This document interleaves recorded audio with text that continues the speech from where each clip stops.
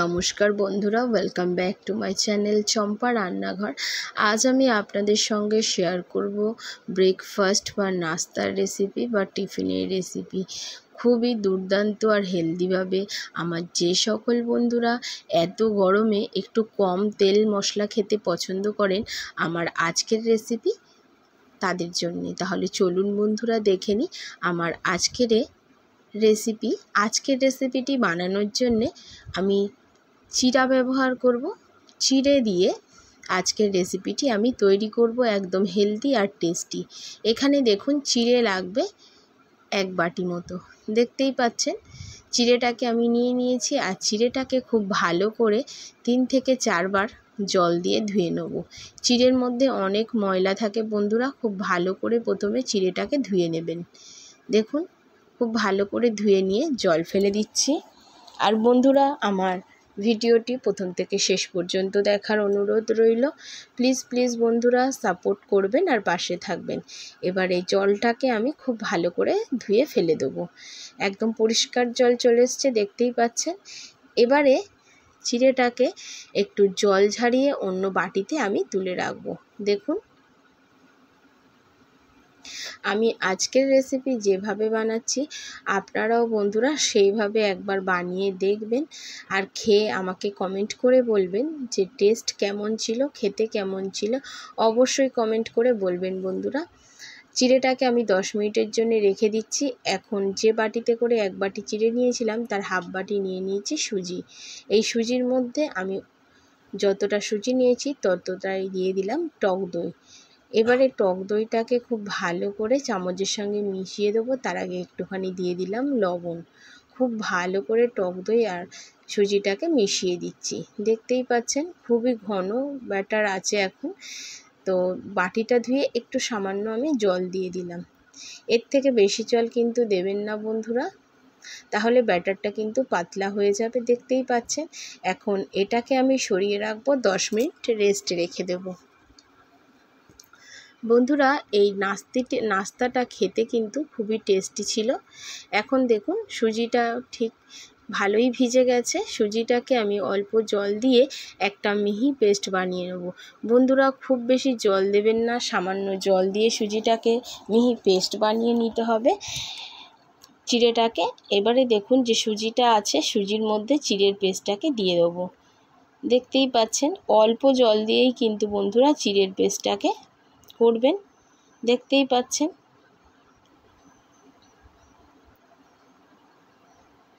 এখন দেখুন চিড়ে আর সুজির সঙ্গে খুব ভালো করে আমি আবারও একটু লবণ দিয়ে মিশিয়ে দেবো, কারণ তখন আমি টক দই আর সুজির সঙ্গে লবণ দিয়েছিলাম। এখন চিড়ের জন্য আর একটু লবণ আমি ব্যবহার করলাম। খুব ভালো করে চিড়ে আর সুজির সঙ্গে আমি মিশিয়ে নিয়েছি। এখন এটাকে হেলদি বানাবো, তার জন্য খুব বেশি কিন্তু বন্ধুরা মশলা ব্যবহার করব না। এখানে 1 চামচ মতো আমি গোলমরিচের গুঁড়ো ব্যবহার করলাম। এতে কিন্তু টেস্টটা অনেকটা সুন্দর আসবে। এবার গোলমরিচের গুঁড়োটাকে খুব ভালো করে মিশিয়ে দিতে হবে। দেখতেই পাচ্ছেন আমি কিভাবে মিশিয়ে নিচ্ছি বন্ধুরা। ব্যাটারটা দেখুন এখন কিন্তু বেশ ঘন আছে। ব্যাটারটাকে একটু সরিয়ে রাখলাম। যে পাত্রে আমি নাস্তাটি বানাবো তাতে আমি প্রথমে একটু তেল ব্রাশ করে নিচ্ছি। দেখতেই পাচ্ছেন একটা থালা নিয়েছি ছোট্ট, সেই থালার মধ্যেই আমি আজকের নাস্তাটি তৈরি করব। তাই জন্যে থালার চারিপাশে খুব ভালো করে একটু তেল ব্রাশ করে নিলাম। এখন দেখুন একটা ইনো দিয়ে দিলাম। দিয়ে ইনোটাকে অ্যাক্টিভ করার জন্য একটু জল দিয়ে খুব ভালো করে মিশিয়ে নিচ্ছি। যেহেতু এটা কোকো কলা ফ্লেভারের সেজন্যে কিন্তু এই রকম কালার ছিল। এতে টেস্টের কোনো হেরফের হয় না। দেখতেই পাচ্ছেন সমস্ত ইনোটাকে আমি মিশিয়ে নিয়েছি। এখন যে পাত্রে বানাবো সেই পাত্রের মধ্যে আমি ব্যাটারটাকে দিয়ে দিলাম। বন্ধুরা আপনাদের কাছে যে কোনো ফ্লেভারেরই ইনো আপনারা নিতে পারেন। আমি এখানে কোকা ফ্লেভারের নিয়েছি বলে কালারটা কিন্তু ওই রকম এসছে। দেখতেই পাচ্ছেন এতে টেস্টের কোনো হেরফের হবে না। এবার খুব ভালো করে পাত্রটিকে ধরে আমি একটু ট্যাপ করে দিচ্ছি, যাতে ভিতরের যে কোনো এয়ার বাবলস থাকলে বেরিয়ে যাবে। আগে থেকে উনানের মধ্যে কড়াইতে একটু জল বসিয়ে দিয়েছি, আর জলটা দেখুন প্রায় ফুটতে শুরু করেছে। এখন আমি পাত্রটিকে বসিয়ে দিয়েছি স্ট্যান্ডের উপরে বসিয়ে এখন আমি ঢাকা দিয়ে রাখবো।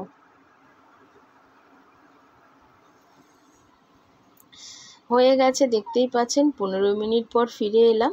আমার নাস্তাটি একদম রেডি হয়ে গেছে। টুথপিক দিয়ে দেখে দিলাম, একদমই হাতে লেগে যাচ্ছে না, মানে নাস্তাটি তৈরি হয়ে গেছে। মাত্র 15 থেকে 20 মিনিট টাইম লাগে বন্ধুরা, এর থেকে বেশি টাইম কিন্তু লাগে না। দেখতেই পাচ্ছেন। এখন এটা ঠান্ডা হলে তারপরে আমি ডিমোল্ড করে দেখাবো। এবারে দেখুন একটা পাত্রে আমি এই নাস্তাটিকে ডিমোল্ড করে নেব। প্রথমে সাইডগুলোকে একটু ছাড়িয়ে নিচ্ছি, দেখতেই পাচ্ছেন। এবারে আরেকটি পাত্রের মধ্যে এই পাত্রটিকে আমি উবুড় করে দিয়ে আমি এখন নাস্তাটিকে ডিমোল্ড করে নেব। আর দেখুন বন্ধুরা কত সুন্দরভাবে বেরিয়ে গেছে, একদম জালিদার, একটুও কিন্তু থালার মধ্যে লেগে যায়নি, দেখতেই পাচ্ছেন। আর বন্ধুরা এটা কিন্তু একদম ঠান্ডা হলেই তবেই কিন্তু আপনারা ডিমোল্ড করবেন, গরম অবস্থাতে ডিমোল্ড করতে যাবেন না, তাহলে কিন্তু বন্ধুরা এটা ভেঙে যাওয়ার সম্ভাবনা আছে। দেখুন কতটা সুন্দর তৈরি হয়েছে নাস্তাটি। এখন এটাকে আমি চৌকো শেপে কেটে নেব। আপনারা আপনাদের পছন্দ মতো শেপ দিয়ে কেটে নেবেন। তো থালার মধ্যে তো আর চৌকো কাটা যাবে না, তার জন্যে আমি এটাকে নিয়ে একটা অন্য জায়গার মধ্যে চৌকো করে কেটে নিচ্ছি, দেখতেই পাচ্ছেন। ভিডিওটি চলাকালীন বন্ধুরা একটা অনুরোধ করে নেব, আমার আজকের রেসিপি যদি আপনাদের ভালো লেগে থাকে তাহলে অবশ্যই লাইক, শেয়ার আর কমেন্ট করতে ভুলবেন না। চ্যানেলটিকে সাবস্ক্রাইব করে চ্যানেলের পাশে থেকে যাবেন বন্ধুরা। শরীরটা খারাপ হওয়ার দরুন আমার ভিডিওতে ভয়েসটা আজকের এরকম লাগছে, প্লিজ বন্ধুরা একটু মানিয়ে নেবেন। আর সমস্তগুলো কেটে নেওয়া হয়ে গেছে।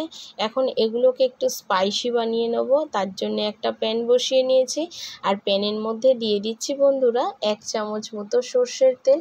এখানে আপনারা সাদা তেলও ব্যবহার করতে পারেন। তেলটাকে খুব ভালো করে কড়ার চারদিকে স্প্রেড করে নেব, আর খুব ভালো করে গরম হতে দিতে হবে বন্ধুরা।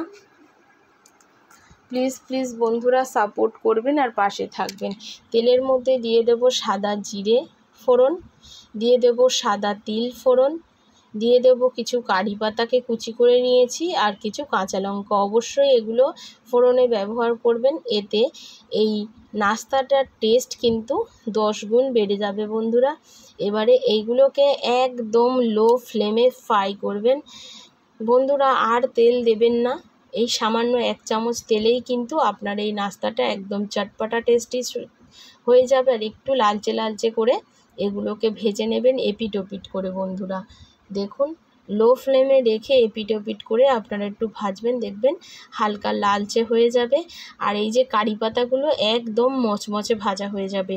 আর এর সঙ্গে তিল আর কারি পাতা যখন গালে পড়বে বন্ধুরা, কি অসাধারণ টেস্টি লাগবে, আপনারা বাড়িতে একবার না বানিয়ে খেলে দেখুন বন্ধুরা লালচে করে ভাজা হয়ে গেছে। তাহলে চলুন প্লেটে সার্ভ করে দেখিয়ে দিচ্ছি, আর এটা সসের সাথে পরিবেশন করবেন। দেখতেই পাচ্ছেন বন্ধুরা আমি তুলে নিয়েছি একটি পাত্রে, আর কতটা সুন্দর আর লোভনীয় দেখতে হয়েছে। আশা করি আমার আজকের রেসিপি আপনাদের ভালো লেগেছে। যদি ভালো লাগে অবশ্যই লাইক, শেয়ার আর কমেন্ট করতে ভুলবেন না। চ্যানেলটিকে সাবস্ক্রাইব করে চ্যানেলের পাশে থেকে যাবেন বন্ধুরা। আজ এই পর্যন্ত বন্ধুরা, আবারও দেখা হবে অন্য কোনো নতুন রেসিপির সঙ্গে। এতক্ষণ ধরে ভিডিওটির সঙ্গে থাকার জন্য অসংখ্য ধন্যবাদ। সুস্থ থাকবেন আর ভালো থাকবেন।